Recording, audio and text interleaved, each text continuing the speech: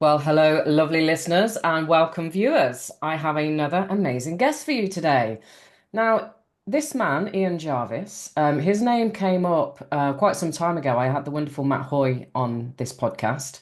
Matt Hoy was talking very much about council tax and 5G, and he said, you should get Ian on because Ian is the layman's version of Mark Steele. And then That's a good way of putting yeah. it. And then I met Ian 2 nights ago. He was doing a talk in Coventry at the Sovereign Project. And I was like, ah, Ian Jarvis, right. Will you come on? And here we are. So Ian has a degree in computing science and 30 years experience of IT plus 25 of body therapy. But interested to know what that is. From 2011, he has volunteered for several months each year in a clinic in Bhopal, hopefully I've said that right, in India, with the Yes. survivors of the 1984 chemical leak disaster and children born since. Right, okay, that sounds really sad. Since retiring in 2000, one of your focuses has been the rise of radio frequency radiation, aka EMF or NIR, and the associated devices, both industrial and domestic. You got your first mobile internet in 2004 when you were living on a canal boat. You never got a chance to tell us about that, so it'd be nice if you could talk about that. Um, and with your body therapy hat, knowing it wasn't good for people or for plants or animals, you started giving presentations quite some years ago to a deaf audience, I can imagine. And noticing the acceleration of 5G during lockdown, didn't we all, especially next to schools, without significant consultation or testing, you have upped your game to resist the growth of land-based communication structures. Your quote, I will not risk existence for a faster video download on a mobile phone. Hear, hear. You have spoken in many towns and cities around I'm not going to say the UK, although I've just said it, around England, Ireland, Scotland, and Wales, from Totnes to Aberdeen, Bangor to Ashford in person, plus some online stuff, the World Council for Health and the People's Health Alliance. And you've addressed a town meeting in Shaftesbury, the net zero debate, boo, in Glastonbury, and spoken for the Glastonbury Symposium. You've also been in conversation with Richard Vobes and Sonia Poulton. And am I allowed to say where you're about to go next, or is that up to you to say if you want to later? Where I'm going. For your next podcast you told us about the other night. Oh, that's what I don't know. Would they worry, do you think? I don't know. I'm not big enough, but I'm going with Matt again. Matt, when we did that first one together, on Haley, I don't remember, Spin Justice podcast. He'd asked me to accompany him because, uh, of course, so many of these things, slight diversion, are through contacts and connections, aren't they? If somebody has a friend, somebody else has a friend, uh, which is partly how I discovered about the 3 UK Limited, which I'm sure we'll talk about yeah. later. Um, but also Lara, who works with us, lives in Southend, was sent me a video that Matt had done on Twitter, X, whatever, and I don't do tweets at all. And she said, "Watch this, Ian." And she had, I think, spoken with Matt or had some sort of correspondence with him. And I said, "It's not right. Um, can you tell him, I need to speak with him because he's got some of the facts wrong." It's complicated. Absolutely understand with people who don't know about it. And to be absolutely fair to Matt, he took it down straight away. No question, not arguing, or I'm going to, he took it down without any question, called me. We met in a pub a few days later in the centre of Birmingham. And, he does tweets for me, and we've met 2 or 3 times since then. And he asked me to go on that video with him in case he gets any tricky questions from Yeah. Haley. And it turned into really a three-way conversation, a mutual three-way conversation. It was it's very good. Uh, You haven't yeah. said who it is yet, but Sorry? you haven't said who. And yes, he's asked me if I will accompany him to, I think it's next Tuesday, to talk with Gareth Ellick. Gareth Dyke. Yeah. Gareth, if you end up watching this, I would like to have you on the show as well. Okay, cool. So, before we go in, well, welcome. Thank you so much. And that's such short notice as well, because I know you're a busy bee. Before we go on any further, just to say, guys, my wonderful audience, please like, comment, share, and subscribe. It's the only way I can continue to organically grow this channel. And, YouTube refused to monetize me. So if you can, buy me I'd like it to say buy me a red wine, but buy me a coffee / Mal Clark with an E. And I know Ian is a lover of red wine as well. So Ian, over to you, my friend. I would love to know, and the viewers would love to know a little bit of your backstory, wherever you want to take it. Hmm. And we've touched on it a little bit there in terms of your bio, but what sort of Yeah. springboarded you into this whole world of, EMFs and now 5G, etc. Yeah, I mean, it is a long story. In the because I started in IT 1968, something like that. And of course, it was very, very different then. Um, and the first time I realized that the mainstream news was not telling us everything quite accurately was when one of the projects I was working on was in The Guardian. This was 1969. Wow. And and I wasn't born then, Ian. Sorry. no, don't go there, mate. And yeah, I read this article, and I was walking across London. I used to work in London for quite a few years, and walking across Hyde Park, and I glanced at the paper, and I suddenly stopped walking. I thought, let's have a look at that pa article again, and then I thought, well, that bit's okay, that bit's sort of okay, that bit's actually wrong. This is the Guardian, and this bit's okay. And so it went on. And then I started thinking, well, I know about this. So if that's true of this one article, what about all the other articles I read in the paper? And not just this paper, any other paper.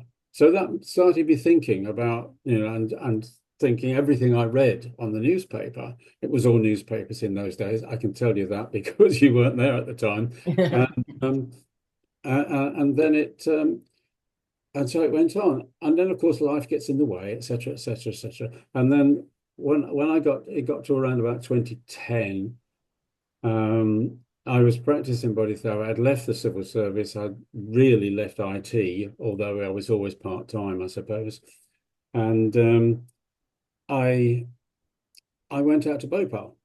I'm not going to tell you the story of that because I'll start crying. Okay. But I read. I thought I knew about Bhopal. I was in my mid-30s, 1984, when it happened. I'd read a lot about it. I thought done and dusted, so many years further on. And when I went out there, I realized I didn't know the first thing about it. Right. And then we had the internet by then. And of course, I started searching while I was sitting in the clinic. And and I discovered, I thought, what else don't I know about that's going on in this world? And I found things like, I just put in a search term like big disasters, and you'd be amazed what I found. Yeah. Um, and then I started thinking about, how can I get this news out? I joined the Professional Speakers Association, and I started talking about that. One of the guys asked me to talk about my experiences. I told you I'd cry. And and so I did. And again, nobody was really interested in that. And Mm. then the same thing happened as they'd been following the Wi-Fi, the growth of the Wi-Fi over the years. When I was in IT, it wasn't there, of course. And slowly it had come on. And the couple of friends in the 90s had got those very early mobile phones. Yeah. One of them immediately started getting headaches, Yeah. and we spoke about that. And the other one very quickly got addicted to it. He was organising bands and venue in the venue, and he got quite clearly addicted to his phone. So those two incidents told me a lot about mobile phones and what was possibly coming. Yeah, just on that, I remember because I didn't have my first mobile phone till I was 23, and it was one of those Nokia I can't remember anyway, 6310 or Mm, whatever. whatever, And yeah. and I remember having it next to my ear and I could feel it felt like my blood was bubbling in my ear. And I don't really get that so much now. Occasionally I still get it, but it's like, fucking hell, this cannot be good, right? Mm, yeah. And ramp that effect up to those earbuds, don't they call them now, that are actually wireless and they're beaming Yeah. that same radiation right the way across your brain. They need to communicate on some level in order to stay in sync. So they must be putting a signal straight through your brain, and that's not good for your brain. No, I haven't got any earbuds and refuse to get them. I just hope we don't Mm. get to a point where you can't then buy wired Yeah, earphones, but we probably will at some point. So sorry, yeah, so carry yeah. on. So that's where I am. And when all this stuff started, and I moved up to Wolverhampton, and we were standing in a pub. We just had a presentation or something. This was 20. I was in Bhopal when this all started. It must have been about 21, something like that. And I was standing chatting with two women, Sam and Wendy, and Sam said, "We need to get a 5G group going here." And Wendy said, "Nobody knows about 5G." And I sort of muttered, well, I know a bit about 5G. And they both grabbed my arms simultaneously and said, "You're it." So that really started my um, deep dive, if you like, into 5G specifically, um, and how we could stop it. And I'm not quite sure how. It was probably Sam and myself probably that realized that they had to go through planning applications and started thinking, well, can we stop them at that stage? Because that would be the thing to do. Stop it before it goes up in your street. And so that for the last few years has been my main focus. It's developed, and I'm looking more at the moment into some of the legal sides of that as well, which we may well talk about later on. But we did find that we could object to masts, and we looked at the it's mostly me at that by then because as Sam works, of course, she's got to earn a living. So we do need a lot more retired people to be coming on this, with us because I'm very busy, but at least I don't have to go to work to earn my keep. I've got well, I'll say nice, a little pension coming in, which is enough for now. So yes. Well, before you go any further, any retired people watching who are wanting to get rid of this 5G crap, reach out to Ian. I know he's going to talk about his website towards the end, but it's ianjarvis.co.uk. Dead simple. Yeah.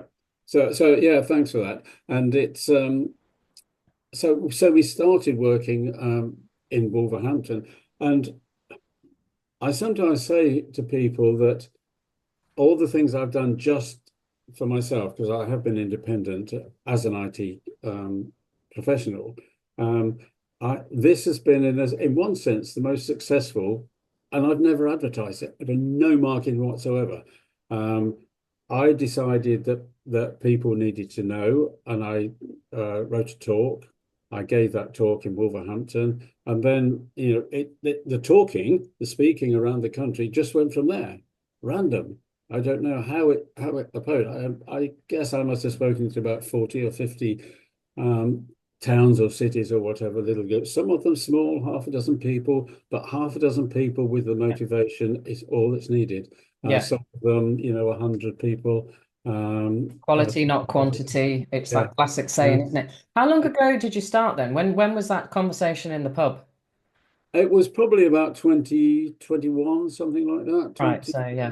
21, 22, possibly. Early on, we were still in the COVID throes and traveling down to the rallies in London, of course, and yes, and discussing what we were going to do. And 5G, I suppose, then was almost like a side issue. Um, I'm pleased to say it's got a lot more. a lot more awareness now, and you can say 5G, and people don't look at it saying, "What's that?" It's quite so much. They still do, and they can't. And many people cannot understand. I cannot understand what the difference is between 5G and why there's a difference. Why we should focus on 5G. I don't focus that much on 5G. I think, as you saw on a couple of nights ago, I mentioned 5G specifically, but what, 5 minutes of Yeah. a 2 hour evening session? Yeah. So I recognize that technique. People need to know what the difference is and why it's more dangerous and more dangerous. Not one isn't dangerous, 4G up to 4G, it's all dangerous. Um, So, have you had much interaction with the councils in different areas to speak to them about this? Because my last podcast that went up, the wonderful Joy Warren, all about fluoridation, her conversations and objections have fallen on deaf ears, and there's some crap, as to why fluoride is really, really good for you. So, have you had similar conversations where it's all been rebuffed in the councils? we've got different reactions around the country. In Wolverhampton, I wrote, I think it was 20 questions, not long after I'd started delving into it, about 20 questions to the council. Um, I sent it to all 60 councils. Wolverhampton, we've got 60. And it obviously was sent by them to the legal department, and the head of governance or head of the legal section threatened me with court action if I carried on trying to stop the rollout. Wow. Yeah. So, and I haven't stopped. He knows I'm going on still, and he's still not taking me to court. Do you want to call his name out? David Pattison. Yeah. Okay. And I know he earns Ooh. about 160 grand a year as well. Yeah, so he's threatened you but done nothing about it. Done Classic nothing about it. classic bully boy tactics. Yeah, that's what somebody else told me at the time, who was a paralegal, a friend of mine. And so we've had some successes in getting masts refused on a variety of grounds. And I think some of the case officers really want to do a good job under trying circumstances. I even had an email from somebody, one of the case officers on an application, and she wrote, "Thanks for your objection, Mr. Jarvis. I do agree with you that it's an incompatible place." And that's one of the phrases they use, incompatible use of land is a good phrase to use. And I'm going to refuse it. I can't announce it yet because I'm not until the date runs out. She didn't have to send me that letter, did she? No. Yeah. So I think some of them Oh are yeah. doing their best. Yeah. Others are completely blind, and of course they're not given the training. I went looking on the Royal Town Planning Institute, and now all case officers on the planning department have to be a member of that institute. It was a case officer that told me that, or a town planner, I should say, because he's private. And and I went on their website. There is no continuous professional training course for telecoms communications. None, nothing, nothing whatsoever. So Um, I understand their problem. How Yeah. can you make a proper judgment about something where you know nothing about it? And I can say they can do a bit of research themselves, and of course they can, but not to have that professional training available about something that is so different. I mean, one of the big difference between everything else, I think, and telecoms is everything else, like your house or an extension, even a factory, is its effect is in 90% of the case confined within its footprint. Compare that to a telecoms mast, which the entire object of that telecoms mast is to send radiation out way away from its footprint and around the immediate countryside, whatever that happens to be, whether it's Wolverhampton, or the cityscape, or whether it's in the middle of a field, up on the edge of Telford, say. Um, Do you know how far it goes out? well, that's a bit of a controversial question. Everything, and it comes down to partly the difference between 4G, 5G, 3G, 4G. Um, 3G has been announced that it's being phased out already. It's going. I'm not sure where 2G is sitting at the moment. 4G is, I think, likely to be with us for a long time, if not forever. At the moment, there is no what they call 5G standalone, i.e., from source to from me to the big computer in the sky is all 5G. We don't have that commercially and available in the streets at the moment. So 4G provides a part of that network, if you like. And when the speed that you receive it is the speed of the slowest part of that system. Okay. So but 4G is isotropic. You know how if you drop a stone in a pond, you see the ripples coming out. Well, it's going out like that, and then they gradually fade away, don't they? Yeah. And just die down. Well, 4G is like that, and it can go quite quickly. The power of the signal, the power drops down quite a lot, so that you can. But you've still got what the 4G masts were. What each one would be at least a kilometre apart from any other one close by, and it gave you good coverage almost everywhere in the country. 5G is quite a bit different. Um, it will do that same sort of beam, but it also is capable of doing what they call collimated beams. Now that's where you've got a number of antennas, like the antennas. You've got several antennas in your mobile phone, not just one. Um, they combine together to form a beam. I'm going to be very careful in my phrasing, say it's laser-like, similar to a laser, but it isn't exactly the same. It's quite different technologically, although it is the same effect of a beam going out. So it can do that. It can also do the whole range of frequencies from quite low, like 3G and 4G, to quite high. And it's those very high ones that we've not fully tested yet. Now, I was talking to Barry Trower in a car park a couple of years ago, I think, and I asked him, how far will it go, Barry? He said, well, if nothing gets in the way, it will just carry on. Yeah. Um, and it doesn't lose its power in the same way that the 4G signals do, the isotropic signals do. So it's quite different like that.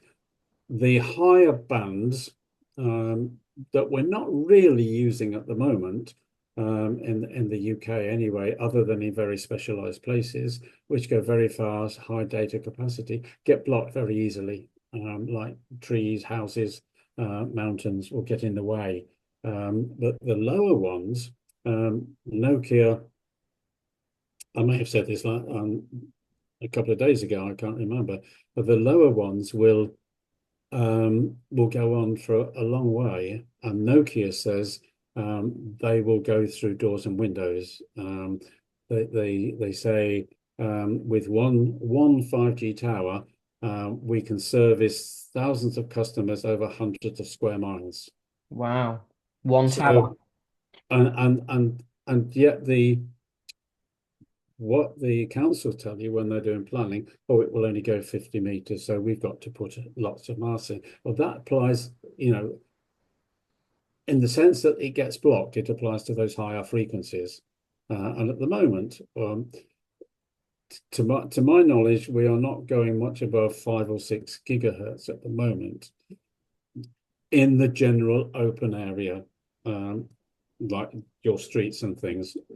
So, but it is coming, believe me, and they will be going up to, 20, certainly frequency bands that are being opened up now in the UK for those higher frequency levels.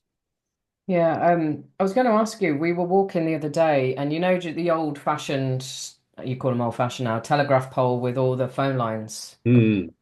Now we've heard that obviously phone lines are going to be discontinued, right? And yet there was Kelly's network services or whoever they are, the vans that you see everywhere. They were doing stuff Mm, to the top of these telegraph poles with these phone wires or yes. phone lines. Do you know what that is? Well, I can speculate on some of it.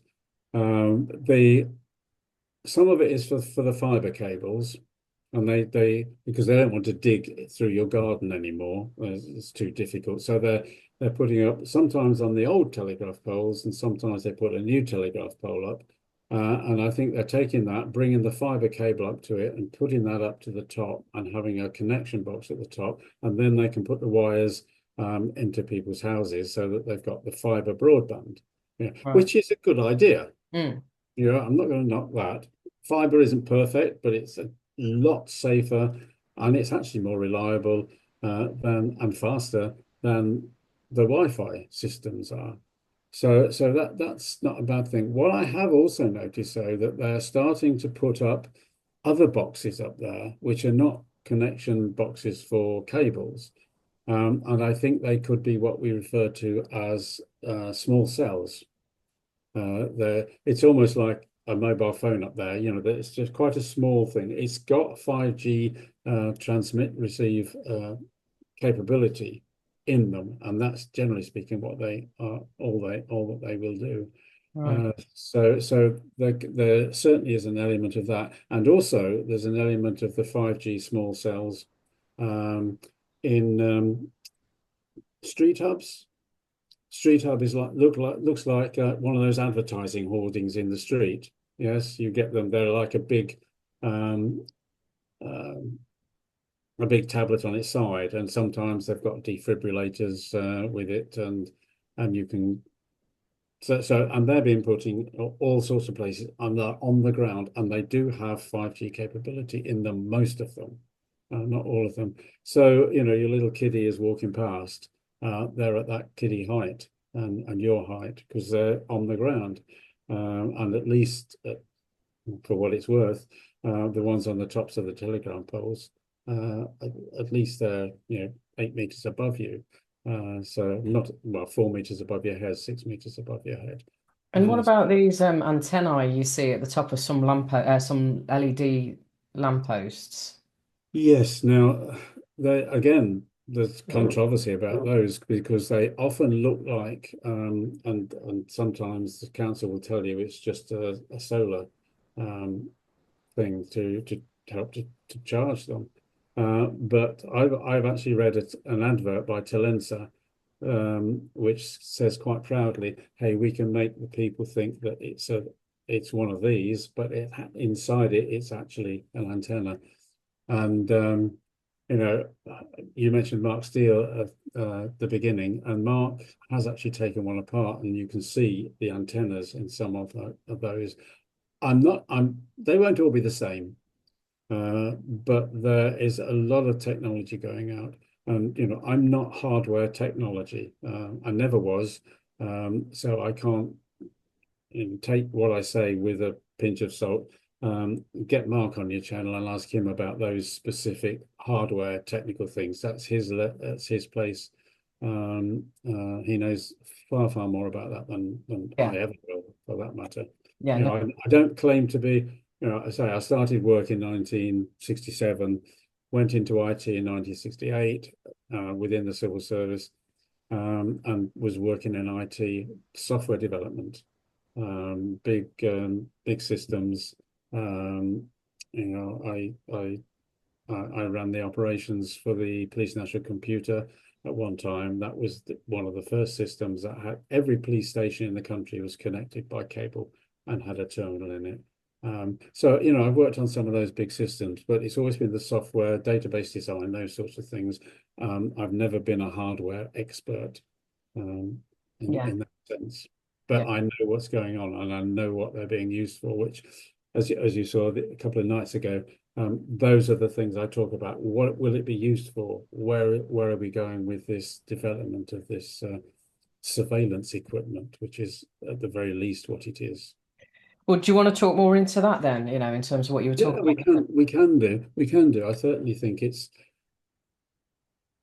more people, I think, will realize that what we've got isn't good if they can see what it's going to be used for. And it, we talk about AI. Um, Now, people are going to have their own ideas about AI, and there's some good things potentially about it, but it's being overhyped by a million. Um, a lot of those technical little boxes you're talking about are scanners, receivers, recorders, possibly even audio presentation, so that if they see you wanting to cross the road when the traffic light isn't the right way, they might shout at you. That happens in some countries, particularly China. We've seen that. So they're all part of that collection of data. Um, Again, there's been so many data centers being built. Uh, there's around the place that you wonder what is that for? Because Google and those other um, similar similar companies and that said what 2013-ish that they'd collected all the data and digitized it in the world at the time. So if they'd done it then, and okay, given that there's been a few years since then, so a few people have written a few books and research articles and all those sorts of things, but it's not likely to be anywhere near equivalent to all the data before that in the world. So what data is there to collect? And the answer to that was well phrased by Shoshana Zuboff, who wrote the Age of Surveillance Capitalism, came out in 2019, and I read that. And I recommend it to anybody if you want to find out what's going on in a sort of hidden way. That was one of the things she said. This capitalism, this form of business, can only happen if nobody knows that it's happening. And that's where all this surveillance data is coming from. So I don't want to go into too much detail here, but they're collecting data all the time. The systems are collecting it. There'll be something will be collecting this information about you and me talking here and now, and it will be going up with all sorts of handles on it, which will give references, and that can be sold. People buy it. Um, when I was actually in Bhopal one time, and quite a few years ago, this is, and there was somebody there who wanted to look for a sari. One of the volunteers, she wanted to look for a sari, and she didn't have a computer with her. She had a tablet. She says, "Can I borrow your computer, Ian?" So I said, "Yeah, okay." Alice, that was her name, and so she looked for a sari on my computer, um, and over a period before she finally bought one, and then for about a couple of months after that, I kept getting adverts for saris. Yeah, I And know. that was back then, 2012, 2013, 14, that sort of era. Wow. Yeah. So even though doesn't need AI, yeah, it's very difficult to define AI anyway. There's more and more of that, and every time you see something coming up, oh, I see this is a new device is connecting to this website. Well, it's not a new device. It's the same flipping device that you've connected to that website for ages. Now, that either says that they want to prompt you for more information or it can get it wrong. And I'm not sure which of those it might be. And I think you're going to see an awful lot more. The little chat thing, can we help you? That comes Yeah. up with so many websites. What is it you would like to do today, Ian? Sort of thing. And then even the fact that it can do that, or it knows your name, or it says, okay, you're in Wolverhampton, and Yeah. I've got geolocation turned off on my computer. Um, so so that tells you all sorts of things. And if you choose to engage with that, it's collecting your data so they can sell the data to somebody. Um, uh, so that's going to get worse and worse because Yeah. I was in a retail shop the other day and waiting to try something on, and I was like, oh my God, you see the camera up there, and there was a blue box around my face. And it was like, seriously. I mean, we all know about China and the facial recognition and the credit Mm, system and the supposed lockdown over there in terms of what they can and can't do, etc. Um, I've never been, so I can't comment from a real mm, perspective. But I'm like, wow, we know it's in Morrison's and we know it's here and we know it's here, there, and everywhere. But it's like, how? And then it just comes down to the programming, doesn't it? And the mm. common purpose and all the rest of it, because you've got these police, whatever they are. Um, you've got civil servants, allegedly, and various other people that are just on board with all of this, thinking it's just normal. It's just, And yeah, I'm and thinking it's wonderful, keeping me safe. yeah, yeah. Yes. And when was it that you find somebody sent me something the other day, uh, and and for some reason the cameras weren't working at the time, or some they couldn't get the you'd think with all this surveillance, if anything happens in any street in any city, everybody would be able to see about it, or certainly the so-called authorities would like to be able to see it quite easily. But how often do we hear, oh, the camera wasn't working on that night? Yeah. What aren't they telling us is the big question. So there's it's a double-edged sword, isn't it? And it's more and more getting one rule for you and one rule for all the rest of the people. And I think we're seeing that more and more around the world. And I don't know where it's going, but the one I haven't said why. I mean, one of the reasons why I focused on this technology, in a sense, for the last few years is because all the other things can't be done without it. If you want to have a bus gate, so controlling your buses, if you want to have a smart city, you can't do that without the technology. If you want to have a low traffic neighborhood, it has to have those cameras, the facilities, those spying. Let's call them what they are, spying facilities, um, and um, and it's not being done with a great deal of prior consideration. In Streatham, they put a low traffic neighbourhood in part of Streatham.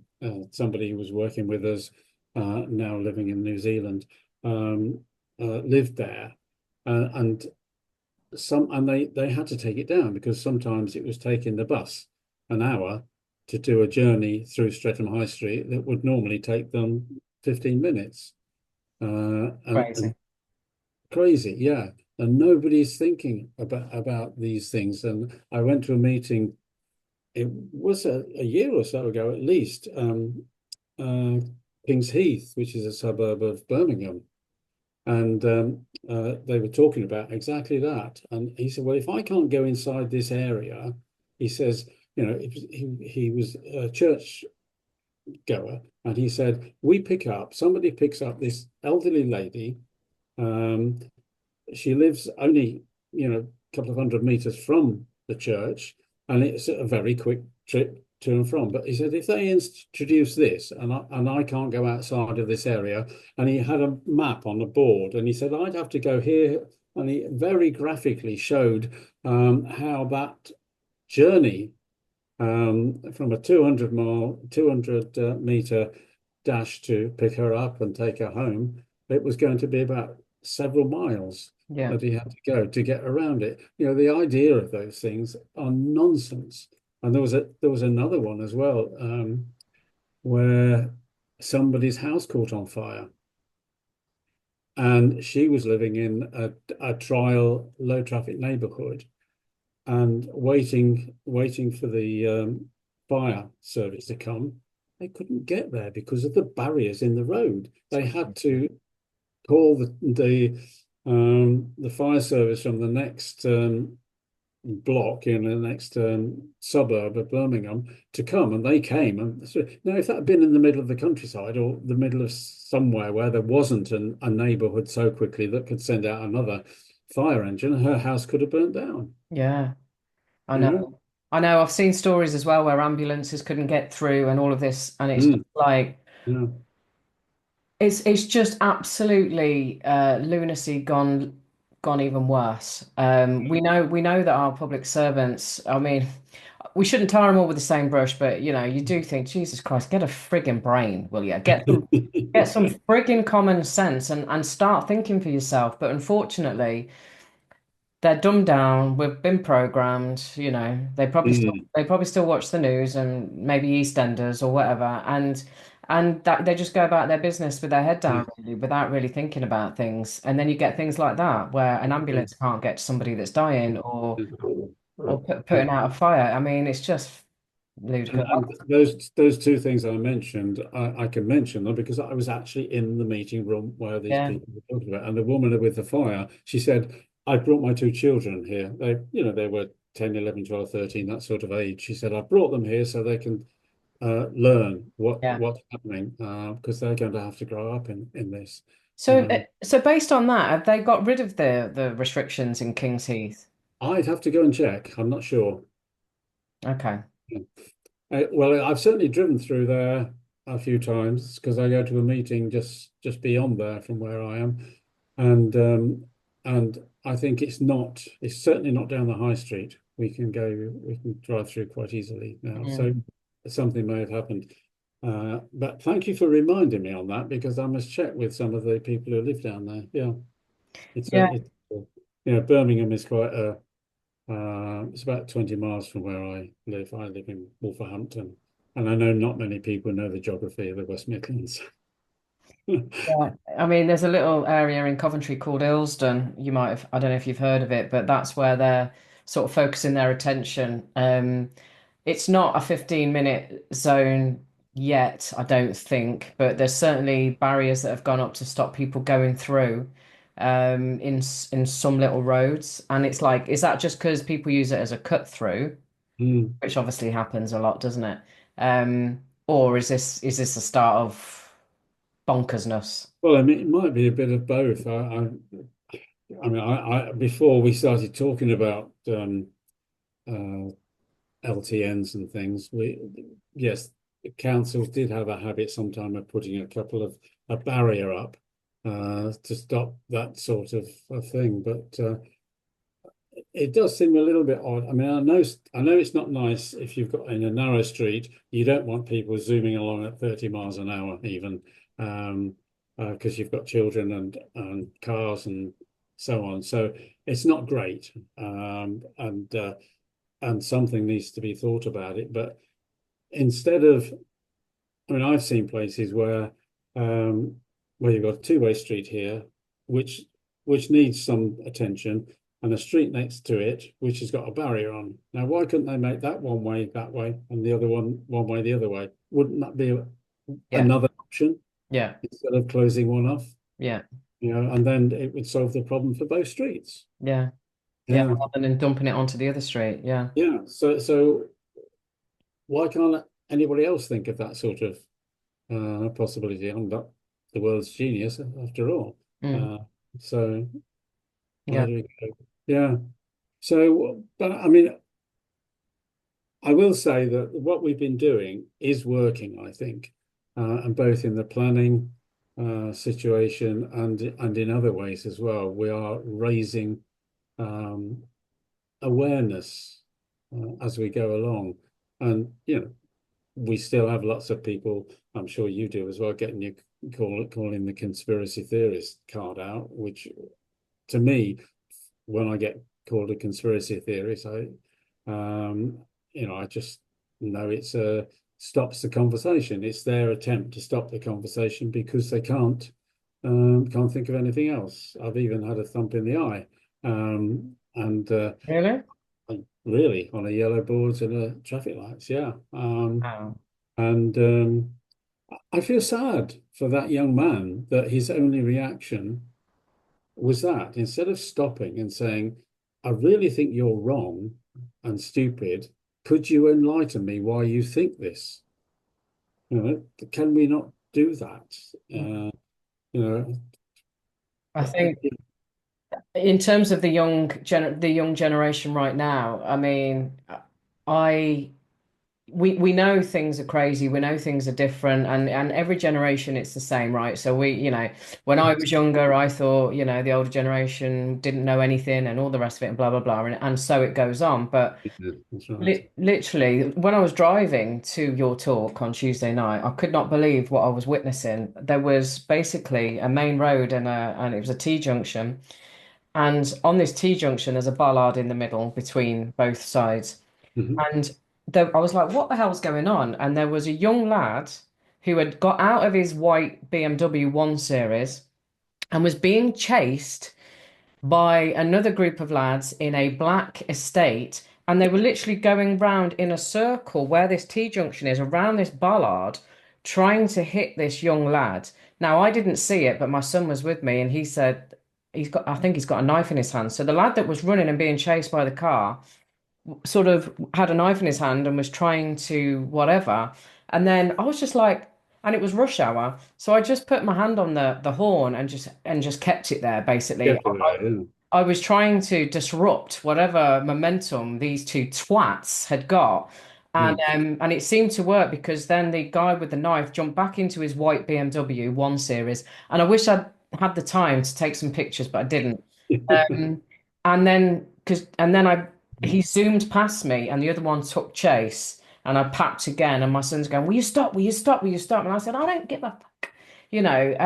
These absolute lunatics. He said, well, that sort of thing is quite normal in London. I'm like, what? Because he lived down in London for a bit. Ah, And it's like what you were talking there about, the younger people. This is what we're up against.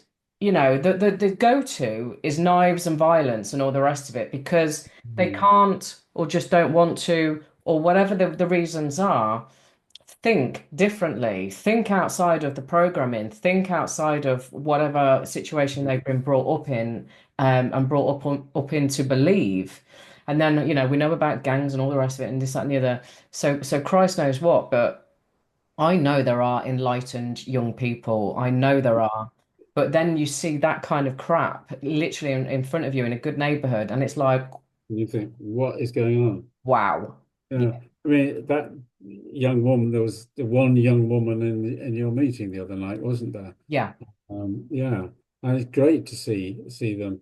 Um, it must be, in some ways, I feel quite sorry for people because I mean I know what it was like before we had all this mobile phones and so on. We had landlines, and I'd meet my friends one week, and then I'd say, or somebody would say, okay, where shall we go next week? Shall we go?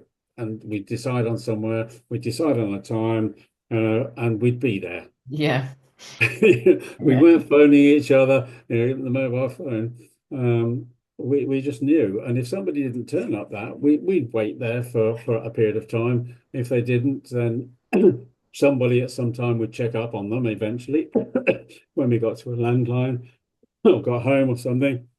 Um, but we that's the way it was. You knew everybody was going to be there 90% of the time, and we could do that. I realize it's very, very different now. I mean, even my sister's grandson, he'd be about 16 now, I suppose. And a year or so ago, they dropped their dog off for me to look after it, him and his mum, and my sister. And Reuben put his mobile phone in his pocket. I said, Reuben, do you want to have children when you're a bit bigger? He looked at me. What are you asking? Mhm. Ian sort of thing. That sort of look. The way young people look at older people. And he said, huh? And I said, there's scientific evidence, which is agreed by almost everybody, is that the one thing that we are certain about EMFs, Wi-Fi, and your mobile phone included in that, is that it will affect sperm negatively, and it will also affect, and if your partner becomes pregnant, it can affect the fetus in her. That's certain, absolutely. Um, How can it affect the fetus? because if the sperm, egg make the fetus, So if the sperm is damaged because, 5 minutes before you were having your mobile phone in your pocket or wherever, um, then it has damaged the sperm, the motility, motility, the effectiveness of it, and so on. So I mean, definitely can. We mentioned Bhopal earlier. 40 years this December, I think. There are still children being born to third generation with cerebral palsy Really? because of that gas that their parents inhaled. They didn't inhale it. They weren't even alive. I've treated a baby boy this big, in 2020, with cerebral palsy. Can you? What gas was it that So, leaked? so those effects are long lasting, or they can be long lasting. It was, are you ready for this? Methyl isocyanate. Okay. You're glad I'm you're. none the wiser. It, it is a deadly gas. It still is a deadly gas. So, I mean, that's an illustration of how these things go down. I mean, he then started looking on it, probably Googling for it. And actually, next time I see him, I must ask him about Yeah, that. as he stopped doing it. The trouble is, it's so easy, isn't it? And I've done it myself, especially when I'm on a walk. Yeah, I'll just stick it in my back pocket because I don't yeah. want to carry anything, and you know. So, what's the answer I then mean, for the that? answer is two things. Don't take Okay, your phone. that was the first one, going to say. That was the first one. And the second one is something like this. Oh yeah, yeah, the blocker. I have one of those for the. Which is not 100%. I think you can probably get 100% ones, but if you got one that's 100%, the only reason for taking it is if you're going to want to call somebody else, because if it's 100%, you won't get a signal. Or Uh, listen to the Never Settle podcast. That's another. so don't take it with you. I have to use my phone to get the car out here because it opens the gate. Your The phone number opens of the gate. times the num opens the gate, yeah. The number of times I walk down to the car, open the car, and then think, oh, I left my phone at home because I'm not going to need it today. I'm going to yoga, for example. I don't need to take my phone with me when I'm going to a yoga class. It's leave it behind, but I have to take it to open the gate. Um, so it gets very difficult. The the number I mean, we all know that the cancer percentage 100 years ago, it was about 5% would get cancer, and doctors before the 1900 could spend their whole career without coming across a cancer of any sort. Nowadays it's almost 50%. It really. uh, Oh, wow. Really. And recently, anal cancers, almost unknown, are starting to appear. Yeah, you said that. Phone in your back pocket. What? Oh, okay, got you. Right, yeah. Yeah. I If, need to stop doing that. yeah. Prostate cancer. And electric vehicles is going to go up. No, I cannot substantiate this comment, and I'd love anybody who's got evidence to call us.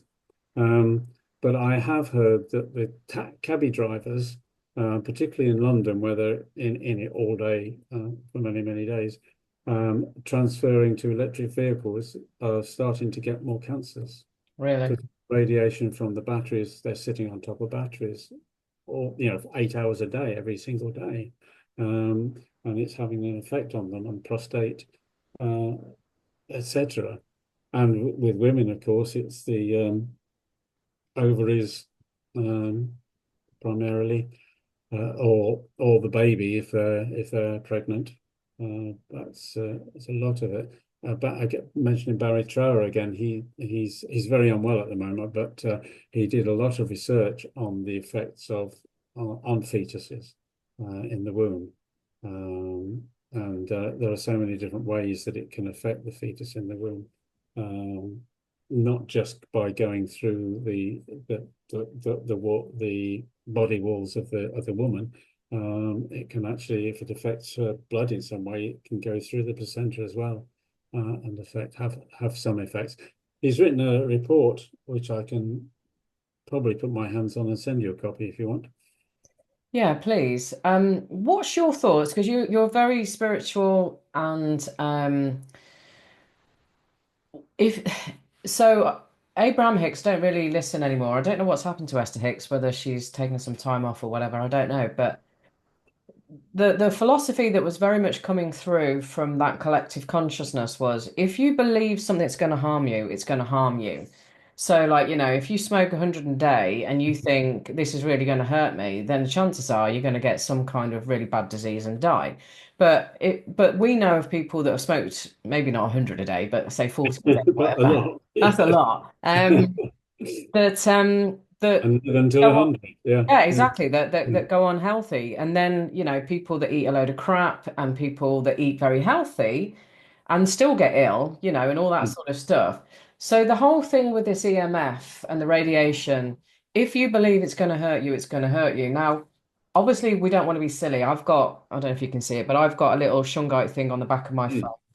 Mm. I've got, I think I've got one on the router and on the laptop and all that sort of stuff.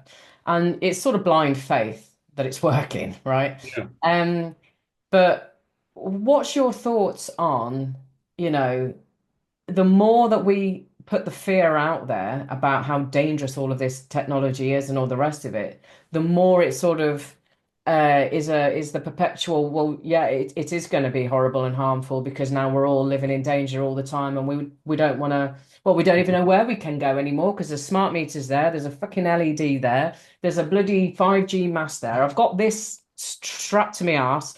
And what do we do? What do we do? But in terms Yeah. in I mean, I think uh, to me, I accept, that I am living in this space. Um, I'm sitting in front of my computer. I've got a Faraday cage on my router, which is just down here, which stops it quite a lot. I measured it with a meter. You can measure these things on with EMFs with a router, um, and so on. And there are different things that I think can have a mental attitude does help. And I do a meditation every morning, um, and, um, and which I think protects me. That's my that's your belief, yeah. philosophy. Yeah. Um, um, I know Dr. Klinghardt says, the energy and Reiki and things like that have no effect whatsoever. I don't believe him. I don't take that attitude at all. I hate using the word belief, sorry. And but yes, we've got the whatever's geoengineering, isn't it called, up in the skies coming down. We've got glyphosate in non-organic fruits and vegetables and so on. We've got animals being injected with hormones and with antibiotics all the time. Uh, so as well as the grass being sprayed with chemicals, etc., etc., etc. And yes, if we dwelt on that all the time, undoubtedly, I think you're right, and I accept that's going on. And if I can protect myself, my own aura and image, then that's what I can do. And I also take those physical actions as well. You saw I've got this, so when I have to carry the phone with me, it's inside this, and it probably inside my bag or something, not actually on my body or in my pocket or anything. Um,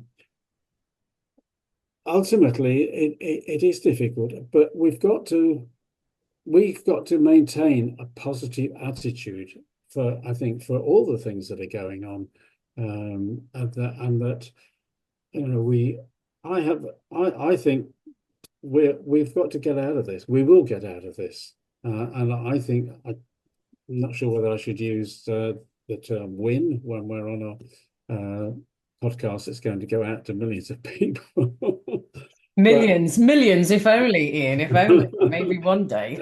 well, yeah, of course, absolutely, yeah. So put it there, Yeah. and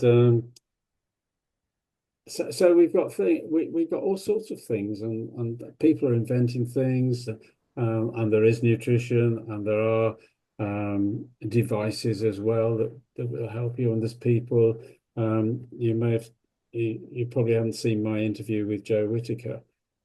she's doing a lot of work with water energy and crystal grid water energy. I don't pretend to understand exactly what it's all about, but it is related to what we're doing with the 4G, 5G as well. So it's that sort of work I think is valuable also. We are human beings. Mm. We're not robots, Yeah. and we've got to be human beings. I said to somebody, the other day, if we can't just stop, ring somebody up, or say, let's go for a walk together, randomly, stupidly, in the middle of a pile of work, then we're not. What is this life? As the poet said, what is this life? Is full of care. We have no time to stand and stare. Yeah. That's what humans are. We're not robots. And as Roger Penrose says, he says, when asked if AI is intelligent, artificial intelligence, I'm with him. I've said for ages, it's not intelligence at all. And he said, well, because intelligence involves consciousness, it involves self-awareness, it involves knowing what you're doing. Does that AI computer, which is basically, again, I quote Penrose, a special kind of mathematics, does it know what it's doing? When you go to ChatGPT and say, ChatGPT, what is whatever it might be, the question, and it splurts out something, does it know what it's telling you? No, it doesn't. Well, Will it ever? they would have us believe that as it's evolving and evolving and evolving, then obviously, especially these robots or whatever, they're literally gonna become consciousness Hmm. and then Well, take over the world. yeah, are they? Well, that's two different things. Um, consciousness and taking over the world are two different things. Yeah. Um, you could take over the world with robots and things that have got no consciousness whatsoever, or no conscience, certainly. Yeah. Um, so, could it ever be intelligent? Well, Penrose said, I don't know. Maybe. Call me when it is. Yeah. Um, and he mentioned the Turing test. Alan Turing, quite famous from World War II as a code cracker, working in what is now GCHQ. Um, and he defined something, a Turing test, what became known as the Turing test. In his day, it was about the machine. If this thing to which you're talking can convince you and prove that it, by its actions and what it does randomly, um, that was my word, then it convince you that it's human. And then if you've got this black box inside you and it can convince you, not knowing to whom you're talking, that it's a human being, then it's got consciousness possibly. But it depends on many other factors as well. He was in those days, of course, computing was very simplistic, and his test wasn't even carried out in those days at all in any way whatsoever. But yeah, it's an interesting question. I don't, I think it comes down to our innate humanity, and that I think I think the most difficult sentence in the world that I've never been able to understand is I am here now. I don't know really what I am is. I don't know what here is in the greater cosmos of things. And I don't know what now is in infinite time. Hmm. Well, there's you've got those series of books. The guy that channels name is escaping me right now, but I am word, I am whatever else that they're Mhm. called. And isn't the I am God, divine source, all that is? Yeah. Possibly, yes. But And I still don't know. yeah, Yeah, it's do you big KNOW? That's that's where we go to, um, with absolute certainty, 100%. yeah. Yes, I can intuit all those things that you say, but Okay, so Yeah. So kind we've gone off the topic a bit, haven't we? we've gone off the topic. So Interesting. we've gone over the hour a bit. All So right. Sorry. what is it that you want to is there anything else that we haven't covered that you want to discuss? Well, okay. One very quick thing I will say.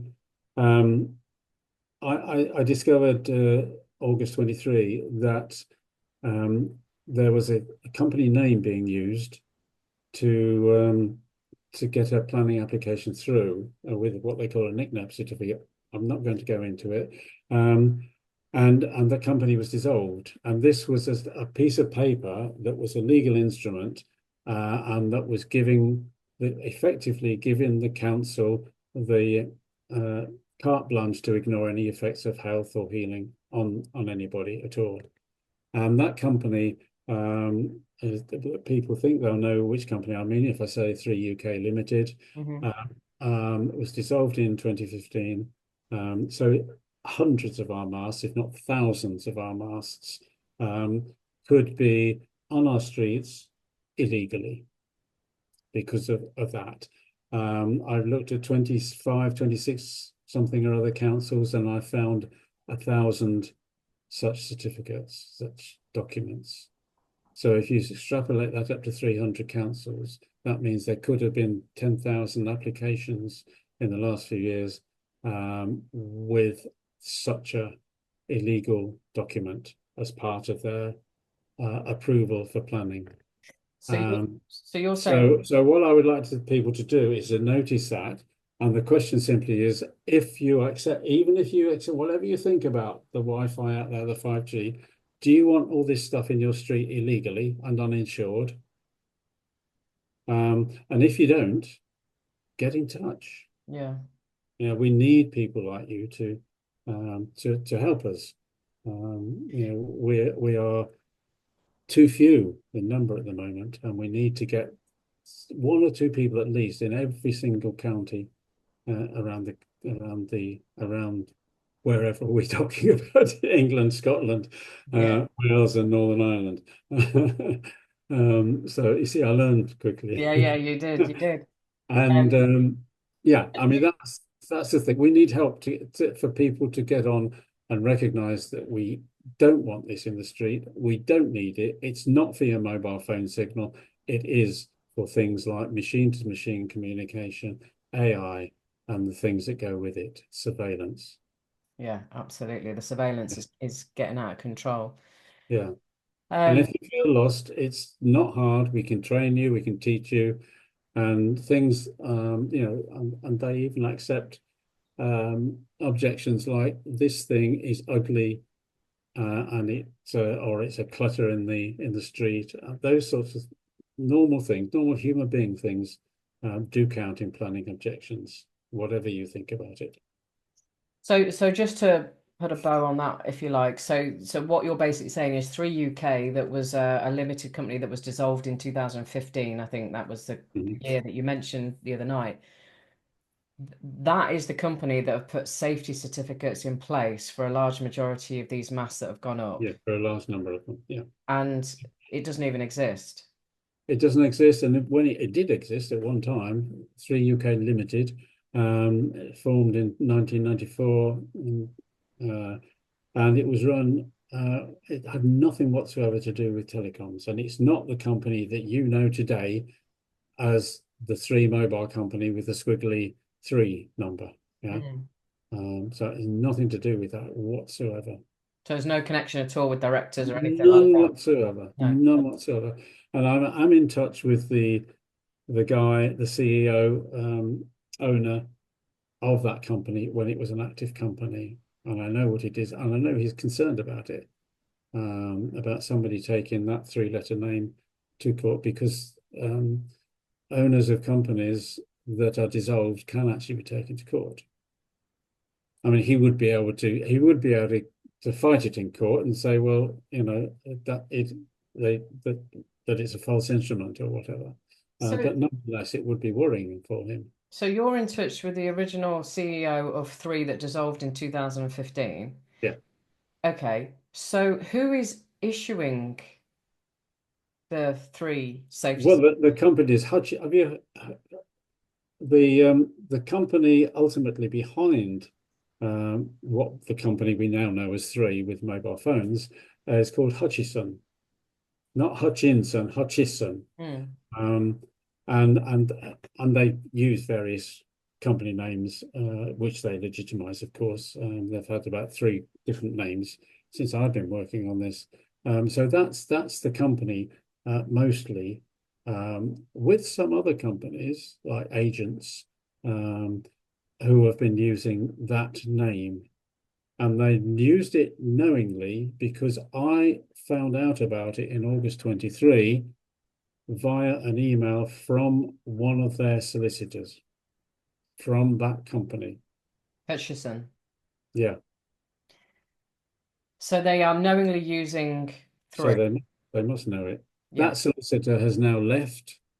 She's working for another company now. She's only a young woman, actually. I've seen her on LinkedIn. I'm trying to connect with her, but she's because she could. I mean, I'm looking at it as if she gave us that information um, to help us. Okay. I'd like to think that. Yeah. So I'd like to speak her. So if she is looking at this, um, Obviously, we won't and, say her name, but yeah, no, I won't say her name on air. No. no, no, no. Have you presented that to the councils with your, Yes, yeah, and what do they say? many times. Yes, they just ignore it.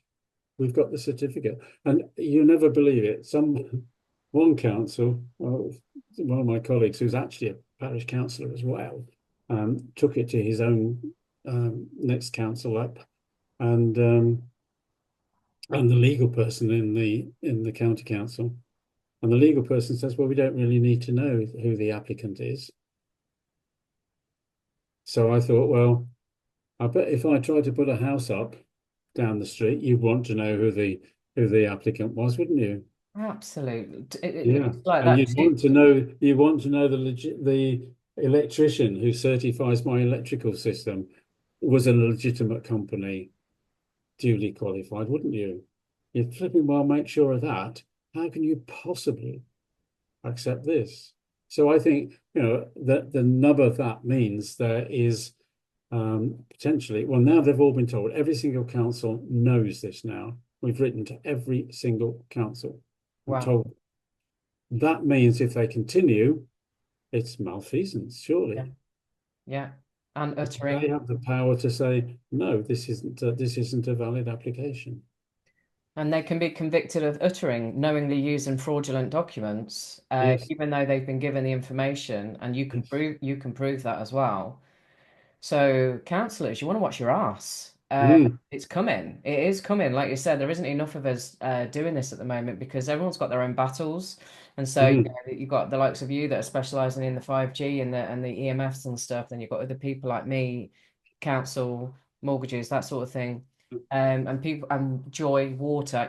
So and we're all trying to get the numbers to grow, and they mm. are growing. They are. Yeah. Just not as quickly as we want them to. Um, okay, so And Hutch, I was saying last night to a group that works closely with me, we have to think where we were in 2020, 2019. yeah, None of us knew each other. yeah, We were all doing different things. And how have we come together over the yeah, last 4 years yeah, and built that? It's absolutely fantastic, the yeah, work that people have done. You, me, and then, I was talking with Pete and Sarah in Dudley about that very thing that we just mentioned with the 3 UK Limited. And yeah, we've made marvelous strides in just 4 years from a random ragtag bobtail of crazy conspiracy theorists.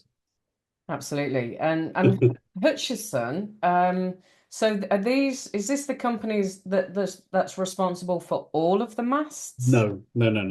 That is just the three part because you've got three, you've got Virgin, you've got O2, you've got Vodafone, etc. So you've got these different companies. So it's only the ones that are either related to Hutchison as a business or are putting up Hutchison equipment for them. So companies like the agents who were doing this. So there's an agency called Dot Surveying, and that did a lot of the ones for Hutchison a few years ago. Um, they ever since they found out that we know about it, they've restructured their company. And I've not seen their name in a planning application for quite a little while. So, once we told them, they started running. Um, but I've still got them on my radar. Yeah. And do you, so the people that are actually putting these masts up in various different areas all over the country, so are you saying it's different telecommunications companies that are responsible for different ones? Yeah, I mean, some of them work around the country. Some of them just work in a northwest or northeast or wherever it is, and the we have seen that one of the other common ones is they invent a name that sounds like you know what it is. So VMO2, if I say VMO2 to you, Mm, you'd know exactly what I meant, wouldn't you? Exactly what I think, and you see it VMO2, but it's not a legal name. The proper company name is VMED, VMed, space O2, space UK, space limited. That's the name that should be used on those so-called safety certificates, which I don't call them safety certificates. But no. that was if you put VMO2 on it, it's meaningless. And we have actually had one case officer who refused one partly on that reason. So she recognised the potential with that Yeah. uh, then. So yeah, but there are more than that, and simply um, a year or two ago, I saw a letter from a legal company who was writing an objection for somebody else on an application, and they said, and just because the UK of Hutchison 3G number 3G UK Limited, it was the UK was put at the end instead of before the limited. They say it's not the same company, and that was a legal company saying that. So it can be as simple as a misspelling or in several words, one of them in the wrong place, uh, that renders that a different company and not a real company because you wouldn't find it on Companies House. So these mistakes, they may just be trivial, you and I, because we know what they mean. But in a law court, that matters. Yeah. Yeah, absolutely. Um, okay, so anyone listening that might be a bit fired up by wanting to take some action or get involved or whatever, I know that the other night you were talking about esterslist.org, and I think isn't Mm. that where you Yeah. share all the documents that will help Yeah. people? Yes, people can share their own applications. ianjarvis.co.uk has got a lot of information on it, and people can use just the information on that and still get objections through and even win a refusal. And one or two people have said that to me. Um, but to build on that, yes, Esther's List is the one that you can share with other people. Um, and or help other people by doing an objection for them. Got you. Okay. So there's a lot of help and support out there, people, for Mm. if you're interested in, you've seen what's going on in your local area and you're not happy about it. I mean, like you say, they're an absolute eyesore. They just, when so I've got this lodge in my garden, which we didn't get planning application for, didn't think we needed it. It was just going to be, just a converted into an office or whatever. Anyway, some nosy neighbours complained, and we had to go through planning and plant some trees because it wasn't in keeping with the area. Mm. All it is you can see the pitch roof over the wall. Yes. And okay, it is big. I'll give it that in terms of the size of the unit. It is big, but um, it was just like, oh, for goodness sake! And I have to plant some blossom trees, which I like blossom trees, so I was happy to do it. But then we have to face these monstrosities. Yes. And like you said, they're on top of hospitals, they're where the women's wards are, that are giving birth to babies. And There's a lot of stuff out there that's trying to educate the so-called consultants, Mm, professionals, whoever, how harmful this radiation can be.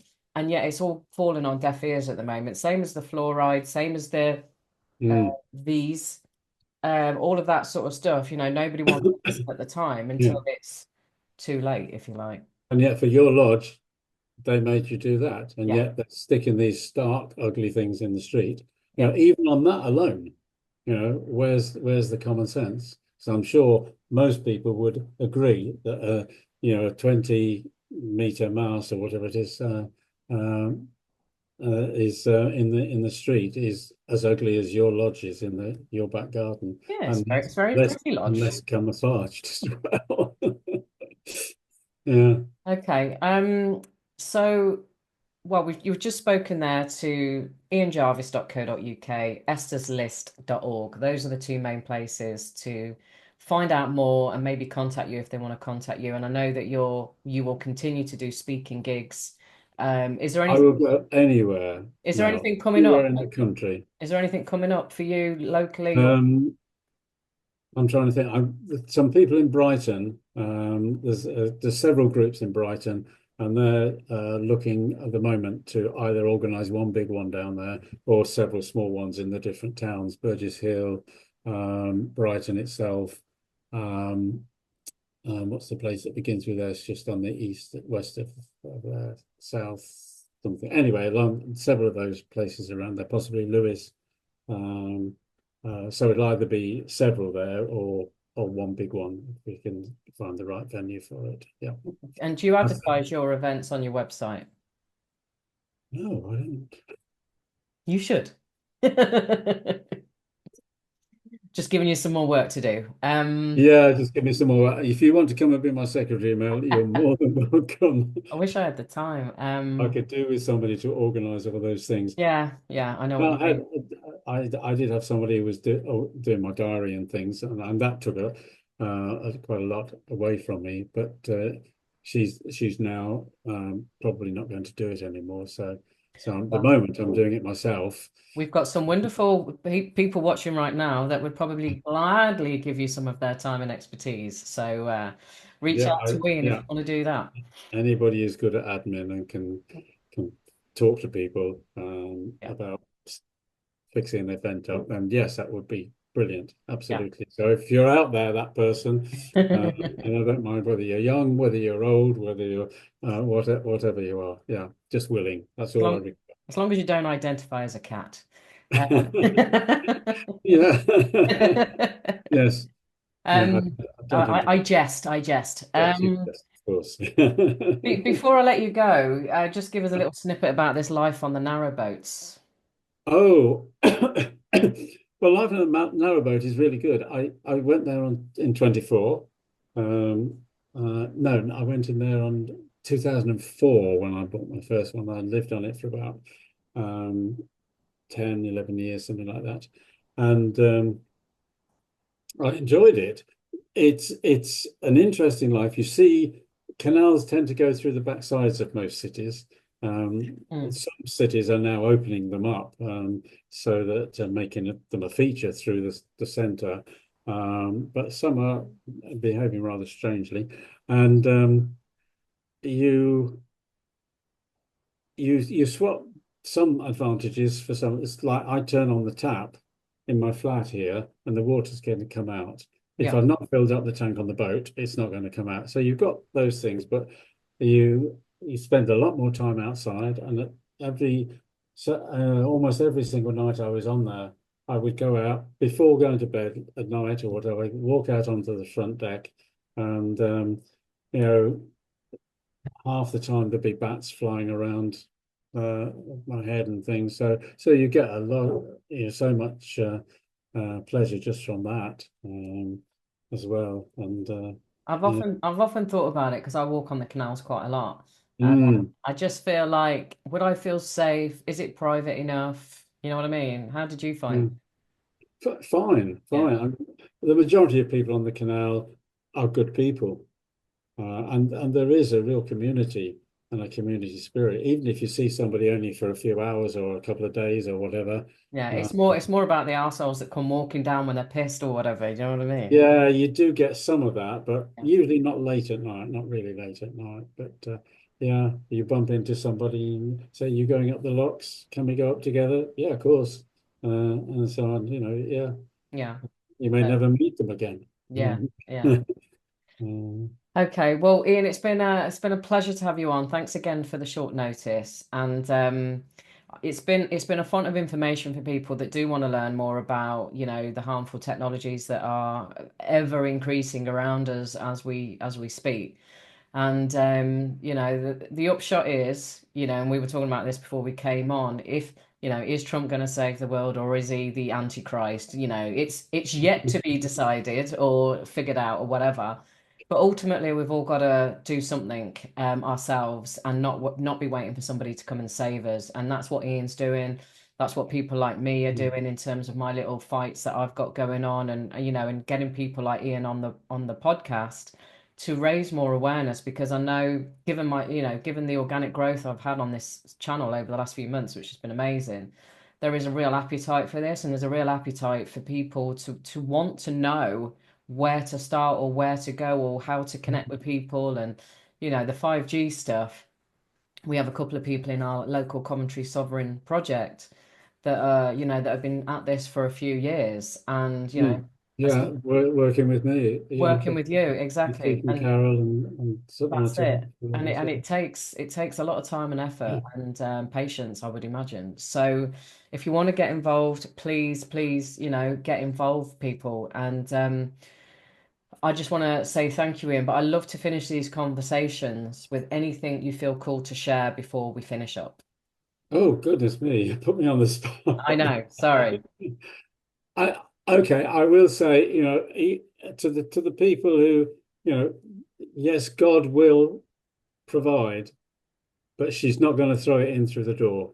I like the way you You've got say to get you. out there. Nice. Oh, that's perfect. Okay. Well, thank you again, Ian. It's been an All absolute right, you're welcome, and I'm sure I'll see you again. Yeah, absolutely. yeah. Bye bye.